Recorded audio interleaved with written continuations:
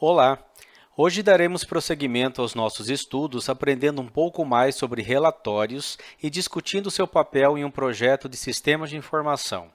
Para isso, retomaremos brevemente alguns conceitos que facilitarão a sua compreensão sobre o tema. Vamos lá? Dando início aos nossos estudos, vamos retomar um ponto já trabalhado lá no início do nosso contato com a engenharia de software e seus conceitos introdutórios, resgatando as definições de dado e informação. Você se recorda?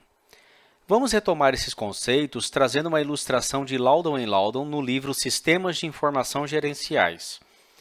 Dados são sequências de fatos ainda não analisados, representativos de eventos que ocorrem nas organizações ou no ambiente físico antes de terem sido organizados e arranjados de uma forma que as pessoas possam entendê-los e usá-los. Já a informação são os dados apresentados de uma forma significativa e útil para os seres humanos. Na figura, temos um exemplo ilustrando os dados brutos registrados por um caixa de supermercado, que podem ser processados e organizados de modo a produzir informações úteis, tais como o total de unidades de detergentes vendidas ou a receita total de vendas do detergente em determinada loja ou território. Ou seja, as caixas do supermercado registram milhões de dados que podem ser somados e analisados a fim de fornecer informações significativas, como o número total de detergentes vendidos em determinada loja, as marcas que são vendidas mais rapidamente ou a quantidade total gasta naquela loja, ou ainda vendas por região. Isso é informação, pois permite a tomada de decisão em nível gerencial. Nesse contexto, o que é um relatório em um sistema de informação? Um relatório é a organização e apresentação de dados de modo que eles representem uma informação, ou seja, é o resultado de buscas no banco de dados a partir de parâmetros pré-determinados. Para entendermos um pouco mais esse processo de tratamento de dados, vejamos uma ilustração adaptada de Nakagawa, 1987, que mostra o fluxo de transformação de dados em informação ao nível do processo de conhecimento. A partir de um banco, os dados são organizados, manipulados e tratados de modo a torná-los úteis para uma tarefa específica. Nesse sentido, os dados são organizados em relatórios, produzindo assim a informação. O estudo de tais relatórios, a partir de regras e diretrizes, permite o atingimento de um valor informacional que leva ao nível do processo de conhecimento. Dessa maneira, identificar as fontes de dados, os componentes e a forma do processamento dos dados que serão utilizados, além de especificar o formato, o custo e o tempo mínimo para a apresentação da informação, são os procedimentos básicos que governam o desenvolvimento dos sistemas de informação. Em resumo, é o sistema que transforma dados em informações, que serão usadas posteriormente para a formação do conhecimento, e os relatórios são essenciais nesse processo. Vamos ilustrar um pouco mais esse fluxo dos dados até sua conversão em informação. A base de um sistema de informação são os seus usuários. É para eles que os sistemas são desenvolvidos, tornando-os, portanto, os principais stakeholders de qualquer projeto. Os usuários é que, em sua maioria, inserem, alteram e excluem dados em um banco de dados. Essa manipulação pode se dar diretamente ou a partir do seu comportamento de uso do sistema. A partir do banco de dados, o sistema pode gerar relatórios, ou seja, a partir da organização e processamento dos dados, os relatórios são gerados, fornecendo informações aos usuários. Esses usuários podem ser os mesmos que alimentam o banco ou pertencerem a outros níveis na organização, como uma diretoria ou gerência, por exemplo.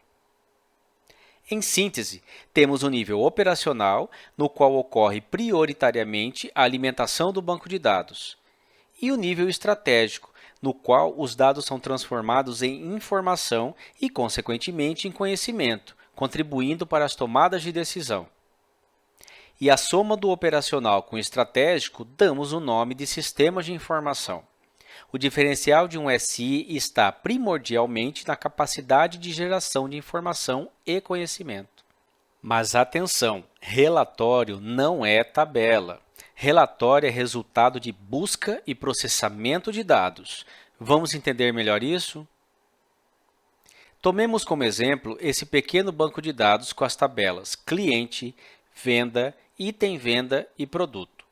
O que nós temos nessas tabelas são os dados brutos e relacionados entre si por meio de chaves estrangeiras, conceitos que estudamos lá na disciplina de banco de dados.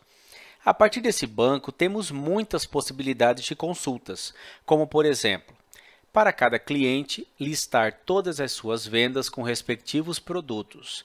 Para cada cliente, listar os produtos que ele mais compra. Para cada produto, listar todos os clientes que já o compraram. Para cada produto, listar os clientes que mais o adquirem. Para cada produto, verificar em qual período do ano ocorrem mais vendas. Listar todas as vendas canceladas, quantificando os produtos mais envolvidos nos cancelamentos.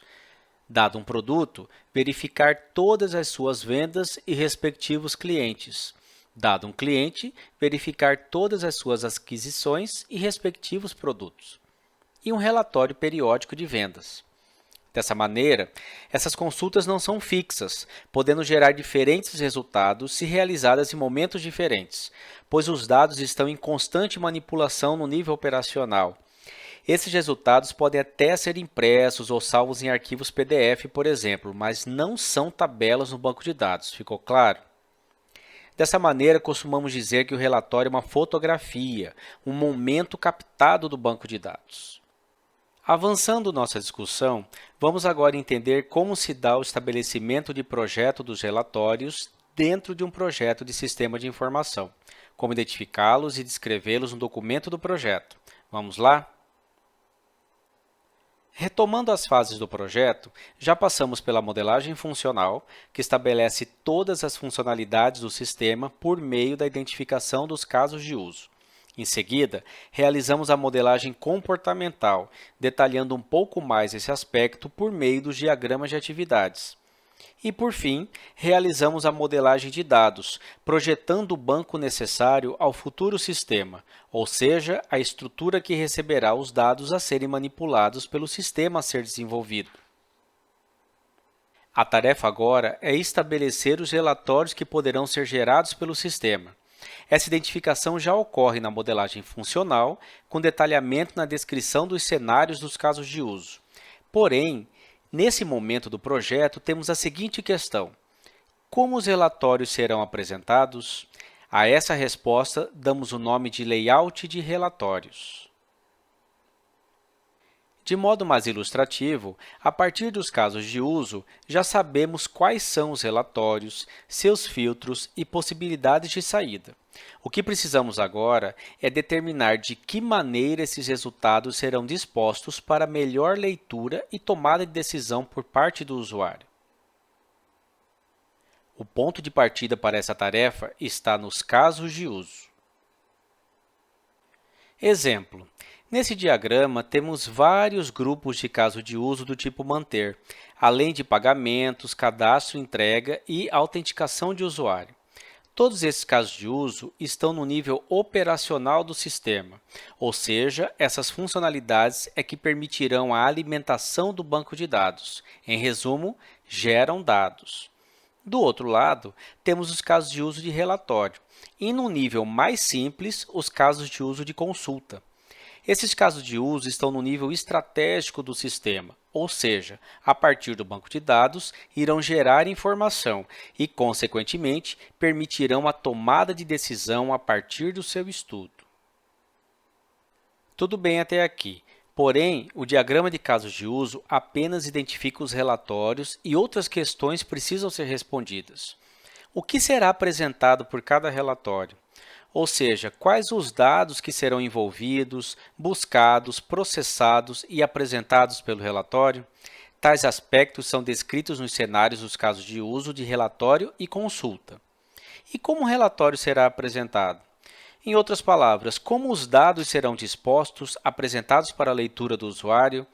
Isso será determinado pelo layout dos relatórios, deixando claro para o programador o que e como deve ser apresentado por cada relatório. Dessa maneira, Partimos dos casos de uso já estabelecidos e descritos para, agora, determinarmos como cada relatório será apresentado. Algo muito importante a se aprender nesse processo é que um único relatório pode ter várias possibilidades de layouts diferentes. Por exemplo, vejamos esse trecho de cenário de um caso de uso gerar relatório de compras. Como já estudamos, no fluxo principal são descritos todos os filtros possíveis e, a partir da sua seleção pelo ator, o sistema irá gerar o relatório. Também já sabemos que, nos fluxos alternativos, são descritas todas as possibilidades de saída para o relatório, ou seja, de acordo com cada filtro, o que o sistema deverá apresentar. Você concorda que essas saídas não terão a mesma disposição na tela? Isso significa que, para cada saída possível, é necessário que se estabeleça o layout, ou seja, nesse exemplo, um único relatório pode ser apresentado de 5 maneiras diferentes. Vamos entender, então, como é a estrutura de um relatório. Primeiramente, guarde bem essa premissa. Relatório não é listão. Esqueça aquela visão de que um relatório é uma lista de vários itens. Tenha em mente que um relatório é resultado de uma busca e o seu conteúdo nem sempre será uma lista. Vamos entender melhor isso. Nesse exemplo, temos uma nota fiscal. Nota fiscal é um relatório, pois busca dados em várias tabelas para sua construção. Ela reúne dados pessoais do cliente, os produtos que foram vendidos a ele e demais pontos referentes à transação realizada. Como já estudamos, durante a análise de requisitos, é comum termos acesso aos documentos que a empresa produz, pois eles serão essenciais para a determinação dos layouts de relatório. Outros serão criados a partir da própria análise do sistema.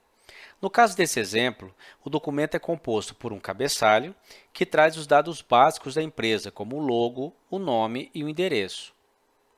Os rótulos, que nomeiam as partes do documento. E os dados em si, que irão variar a cada nota gerada pela empresa. A partir da nota fiscal, para o layout, tiramos todos os dados do documento, mantendo apenas o cabeçalho e os rótulos. No lugar dos dados, colocaremos apenas as representações do tipo que eles assumirão, preenchendo com X os campos textuais e com 9 os campos numéricos. Assim, deixamos determinado de que maneira os futuros dados estarão dispostos no documento. O cabeçalho pode ser mantido no layout, quando já estiver definido, ou trocado por uma representação, dizendo que aquele local está reservado para ele. Dessa maneira, temos uma representação de como a nota fiscal será organizada pelo futuro sistema. Ficou mais claro agora? Espero que sim. Vejamos mais alguns exemplos rápidos. Esse é o layout de um relatório de compras geral, com um aspecto mais de lista. Neles nós temos o mês, o ano, data de registro, fornecedor, número e status. Esse exemplo traz um relatório de compras agrupado por data de registro. Perceba que ele traz outro elemento essencial, que é o rodapé, no qual devem constar os dados do acesso, como usuário, data e hora. Junto com o cabeçalho, são elementos obrigatórios para o seu projeto, ok? Nesse exemplo, temos um relatório que agrupa várias informações, porém não em formato de lista, ou seja, traz todos os dados da avaliação de um único trabalho científico. Lembre-se, relatório não é listão. Por fim, um exemplo de relatório que, além de buscar os dados, os processa e apresenta resultados calculados. Você se lembra das funções agregadas em consultas SQL? Aquelas que somam, buscam o maior e o menor valor e calculam média, por exemplo? Elas é que permitem o processamento dos dados durante uma consulta, e esse layout mostra bem como pode ser o resultado. Dicas importantes. Erros recorrentes na construção de layout de relatório durante um projeto de sistemas de informação. Incoerências com a descrição feitas nos cenários, a ausência de layouts para alguns filtros especificados no cenário, a ausência de cabeçalho e rodapé, uso inadequado dos elementos X e 9 e projeto restrito a listas. E ficamos por aqui. Espero ter ajudado vocês a entender um pouco mais sobre layout de relatórios e aplicar seus conhecimentos no desenvolvimento do seu trabalho prático. Um abraço e até a próxima. Tchau!